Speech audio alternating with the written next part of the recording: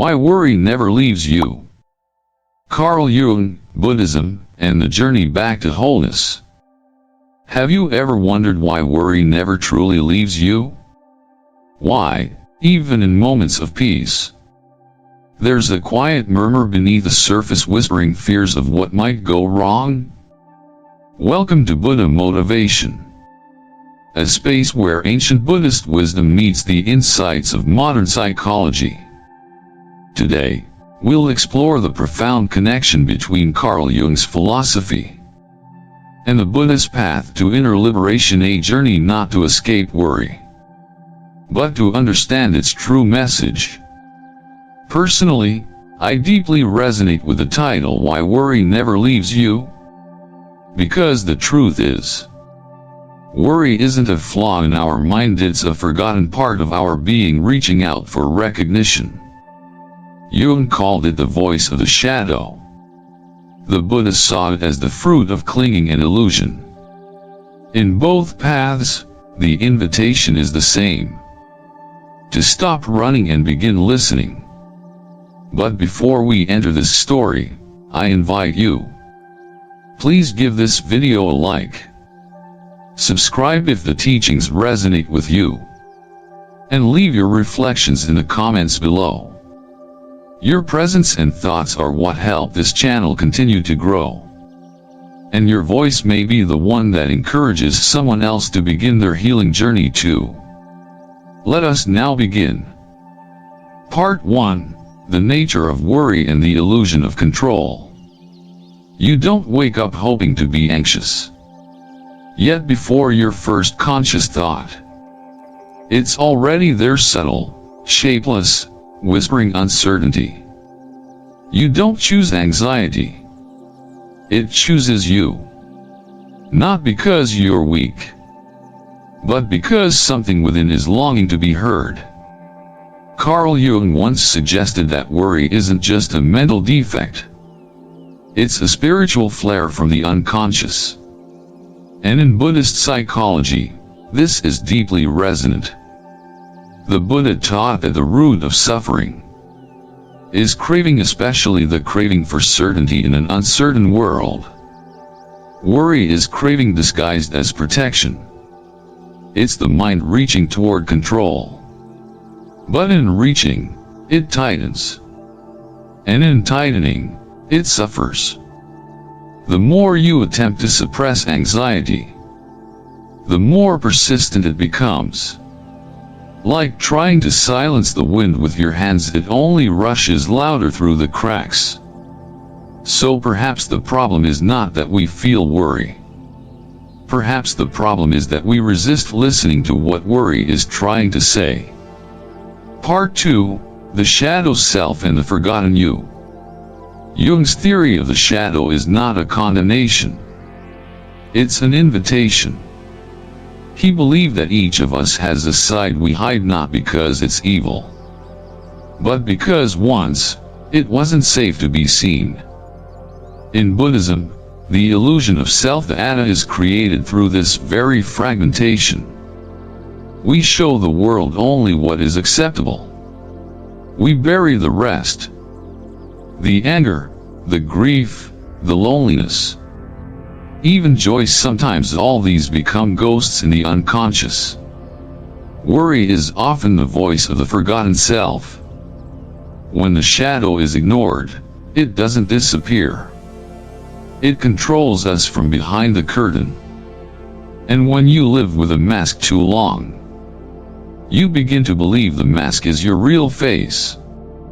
But the soul knows otherwise. And so, it sends signals, dreams, fears, anxiety. It sends worry. Not to punish, but to remind you there's a part of yourself you've lost. Part 3. Listening to the message of worry. You've tried distraction. You've tried logic. You've tried suppressing it.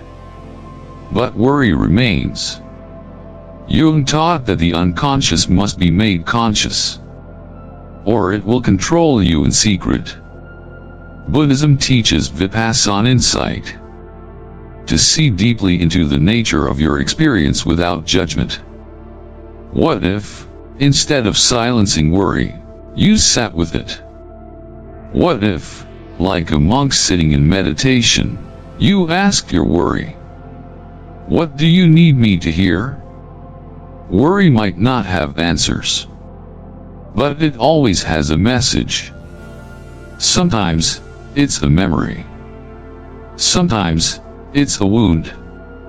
Sometimes, it's the child you used to be, asking, "Will I ever be safe?" The practice is not to fix. The practice is to feel, to see, to understand. Part 4. From Fragmentation to Integration. The purpose of Jungian shadow work isn't self-improvement. It's self-integration. Wholeness, not perfection. In Buddhism, this is mirrored in the practice of embracing the 5 aggregates form: feeling, perception, mental formations, and consciousness. We don't seek to eliminate any part. We learn to see each part as impermanent, interdependent, and not self. Integration happens when you stop disowning the pieces of your story. A man who once suppressed his voice learns to speak. A woman who numbed her grief allows herself to cry. A child inside you, once silenced, begins to sing again. When you become whole, worry no longer needs to scream. It has been heard. Part 5. Stories of Awakening. Let me tell you a story. A young woman named Elise had battled anxiety since her teenage years. Every success brought more fear. Every relationship brought more pressure to be perfect. She went from therapist to therapist, tried every breathing technique. But nothing worked until she stumbled upon Jung's writings. For the first time, she read the words, "Worry is the echo of the divided self." She began journaling from her shadow. A voice inside her wrote, "I'm terrified I'm not enough. I'm scared you'll leave me again." It shocked her. Not because it was dark, but because it was true. She wept. Then she forgave. Then she welcomed that voice back home. Over time, the anxiety softened, not because life got easier, but because she stopped abandoning herself. Part 6. Practices for Wholeness. Here are gentle steps you can begin today. 1. Shadow journaling. Let the part of you that worries write uncensored. Don't edit it. Let it speak. Let it tremble. Then, reply to it like a loving elder. 2. Loving kindness, metta. Each time you worry, place your hand over your heart. Whisper, "May I be safe. May I be well. May I remember that I am already enough." 3. Body awareness. Notice where worry lives in your body. The chest, the throat. Sit quietly and breathe into that space. Let it know, "I see you." 4. Daily mindfulness. Observe your thoughts like clouds. When one says, "What if I fail?" respond gently. That's a thought, not a truth. 5. Integration practice. Visualize a reunion. See your shadow returning to you, arms open. Hug it. Make it part of your light. These practices don't silence worry, they transform it into wisdom. Part 7. The Ego and the Illusion of Danger. Jung wrote that the ego's main obsession is control. But what if the need for control is the very source of anxiety?